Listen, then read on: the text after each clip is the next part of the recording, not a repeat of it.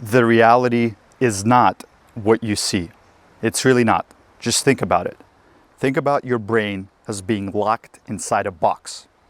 Instead of the actual, black box or something like that, it's locked inside your skull. So it's completely locked, it's self-contained. Then you got some sensors, you got some inputs, obvious things like your ears for audio input, you got your eyes for visual input. Think about a scenario late at night, you're at home, and you hear a loud noise coming from outside, like a bang, boom. Your brain automatically springs into action. What was that, right? Well, it could have been a door slammed shut because of a draft in the other room, right? It could have been a car driving by your house and an engine misfired. It could have been a gunshot coming from outside. Obviously, your brain does not know what happened. It just got a signal that came in, and that signal is an outcome. The cause of the signal has to be predicted by your brain.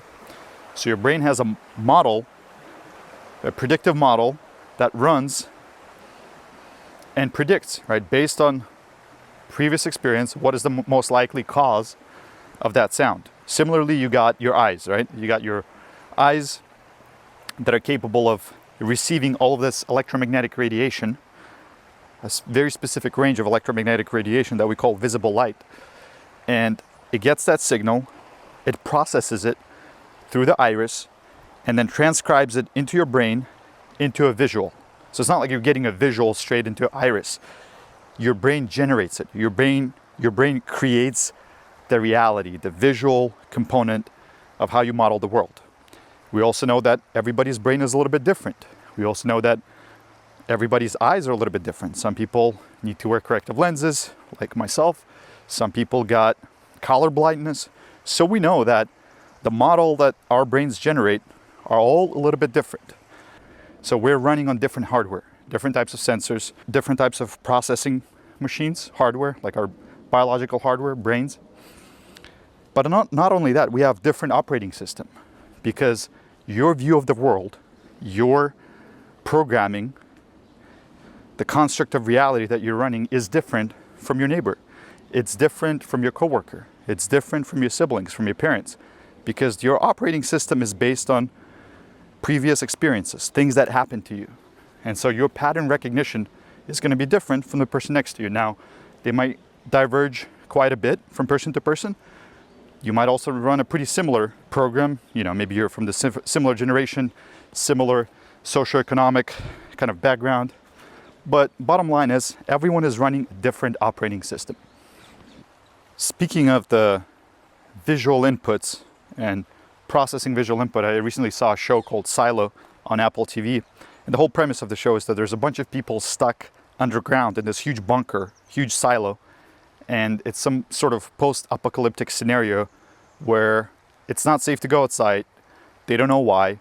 All they have is this little camera that displays an image on a giant screen in their cafeteria. And, it shows all the doom and gloom, post-apocalyptic Earth type of visual. And they're all glued to that screen. And some of them start suspecting that the screen might be altered, that the reality might be different outside. And that realization changes everything about the life in the silo. So our mental models are extremely important, because the way we process these inputs, the way we perceive the world, makes all the difference. And the next logical question to ask is, well, how do these models originate? How do they come about? Like I said before, it's based on your previous experiences, but it's not just you who generates and creates this model. There's a lot of other people involved, like your parents, your teachers. Ever since your childhood, people either spoke life into your life, or they spoke negative things, right? Maybe there were words of encouragement telling you how capable and able you are. Maybe your parents had fit of rage after you've done something wrong and called you stupid, and you really internalized it. And now you're a 40-year-old man still clinging on to that fact. It's still running deep within the core of your operating system, the fact that you're stupid or good for nothing, right? So we're all running models. They are programmed by us and the people around us.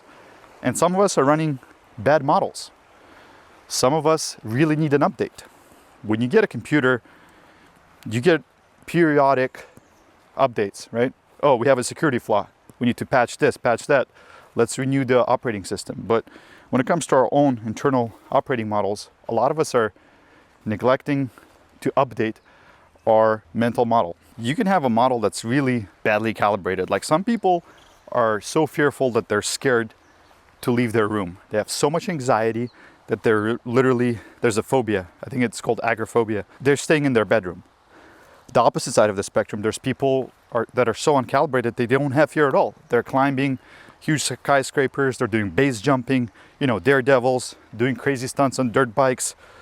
They're also uncalibrated, and sometimes they come down crashing hard, or even worse, die because they're not calibrated with reality. So the solution to keeping your model up to date is interacting with reality. You are in 2025, you're not in 2015, so you shouldn't be running a model that is 10 years old. You should constantly try to put yourself outside of your comfort zone and challenge the notions that you hold. Challenge the algorithms that are running your day-to-day behavior, because your model can contain a lot of self-limiting beliefs imposed by yourself or others, constraints, ceilings for what you're capable of, for what you deserve. Oh, well, I can't do this job because you think other people are geniuses, right? Or why do you think that? Why do you think that you don't deserve a loving relationship? Why do you think that you're ugly? Start questioning this internal critic that is running this algorithm. Why not question it? Why not put it to the test and compare it to the actual reality? So go for that job interview, right? Maybe it's going to put you outside of your comfort zone, but you've been with this company for 5-6 years. You deserve a promotion. Update your mental model. Go ahead and do that cold approach to the girl you've been kind of intimidated by, How do you know you're going to get rejected? Just because you got rejected before, you think that cannot change, right? So we get very stagnant, especially as we get older. Keep running the same model, expecting different results. Got to calibrate it. And you can do an assessment. You should start assessing where you are by asking these open-ended questions. So like, all men are ... All women are ... My life is ... Right? So depending on how you fill out these blanks, like all men are misogynistic, all men are evil abusers, or all men are providers, and all men are, supportive. Depending on how you fill out those blanks, it will tell you a lot about what kind of operating system you're running. What's your view on life? Is it overly pessimistic? And what is leading you to those conclusions? You see a lot of old people that are still living in the past. You see guys that peaked in high school and still dress the same way. They're not updating their mental framework. They're still running that super outdated software, and are not even aware of the fact that they need that update. So ask yourself, what is my version 2.0? Why am I still running the beta version from my childhood? Why am I still hanging on to these self-limiting beliefs that I received from my teacher in 4th grade, right? Why not push the boundaries a little bit? Why not try and step out of my comfort zone and challenge some of those notions? Today is the day, man.